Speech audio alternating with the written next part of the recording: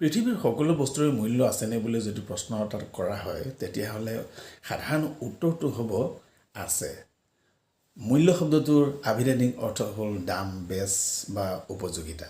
উপযোগিতা শব্দটোৱে ব্যৱহাৰ আৰু কাৰ্যকাৰিতা এইটো অৰ্থ কৰিছে। এতিয়া আমি আলোচনাৰ সুবিধাৰ্থে উপযোগিতা শব্দটোলৈ যদি মন কৰোঁ, আমাৰ মনলৈ এটা প্ৰশ্ন নাহিবনে যে মূল্য আৰু দামৰ মাজত যেন অকণমান হ'লেও পাৰ্থক্য আছে। এটা উদাহৰণ ল'লে কথাটো সহজ হ'ব। ধৰি লওক এখন গ্ৰন্থ সাম্প্ৰতিক বজাৰত দাম 50 বা 60 টকা। এটি গ্ৰন্থখন আপোনাৰ হাতত পৰিল। গ্ৰন্থখন দুই ধৰণে পৰিব পাৰে। কোনোবাই আপোনাক হয়তো উপহাৰ দিব পাৰে, নহ'লে হয়তো আপুনি নিজেও গ্ৰন্থখন কিনি লৈছে। এতিয়া প্ৰথমতে ধৰি লওক আপুনি উপহাৰ হিচাপে যদি গ্ৰন্থখন পাইছে, তেতিয়াহ'লে গ্ৰন্থখন পোৱা মাত্ৰেই আপুনি সেই দামটোৰ কথা নাভাবি আপুনি হয়তো মনে মনে এটা সংকল্প কৰিব যে গ্ৰন্থখন আপুনি ভৱিষ্যতলৈ অতি সযতনে সাঁচি ৰাখিব। কাৰণ গ্ৰন্থখন এজন অতি আপোন কিংবা অতি বিশিষ্ট লোকে আপোনাক উপহাৰ হিচাপে আগবঢ়াইছে। উপহাৰ বুলি ক'লেই ইয়াৰ মূল্যটো বহুত হৈ যায়।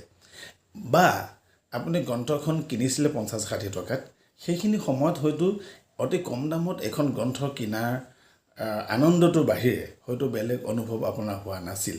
কিন্তু পৰৱৰ্তী সময়ত যেতিয়া গ্ৰন্থখন আপুনি খুব মনোযোগ দি পেলাই পঢ়িবলৈ ল'লে আৰু গ্ৰন্থখনত আপুনি বিচৰাৰ দৰে কথাবিলাক পালে, জীৱনৰ বহুদিনীয়া কিছুমান প্ৰশ্নৰ উত্তৰ আপুনি বিচাৰি পালে, বিদ্যায়তনিক দিশতো যদি আপোনাৰ সহায় সুবিধা হোৱাৰ লগে লগে তেতিয়াহ'লে আপোনাৰ এটা মনলৈ অনুভৱ আহিব যে ইয়াতে গ্ৰন্থখনৰ মূল্যটো বাঢ়ি গৈ গৈ ই একেবাৰে অতি মূল্যৱান কিংবা অমূল্য হৈ পৰিছে।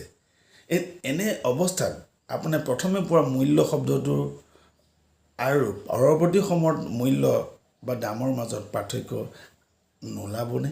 আহি নপৰিবনে? নিশ্চয় পৰিব। এতিয়া আমি এনে আলোচনা কৰি পেলাই আমি ক'ব পৰা হ'লোঁ যে সকলো বস্তুৰে একোটা মূল্য আছে, কিন্তু সেইটো নিৰ্ভৰ কৰিব মূল্য দিব জনাৰ ওপৰত। মূল্য দিব জানিলে সামান্য বস্তু অমূল্য বা মূল্যৱান হৈ উঠিব পাৰে, আৰু মূল্য দিব নাজানিলে অতি মূল্যৱান বস্তু মূল্যহীন হৈ যাব পাৰে। গতিকে এই কথাখিনিকে মনত ৰাখি আমাৰ সন্মুখত বা আমাৰ চাৰিওফালে থকা সকলো বস্তুৰে প্ৰতি একোটা মূল্য দিবৰ কাৰণে আমি চেষ্টা কৰোঁ। আহকচোন, দেখিব যে তাতেই আমি আমাৰ জীৱনৰ বহুতো সুখ আমি বিচাৰি পাম। ধন্যবাদ।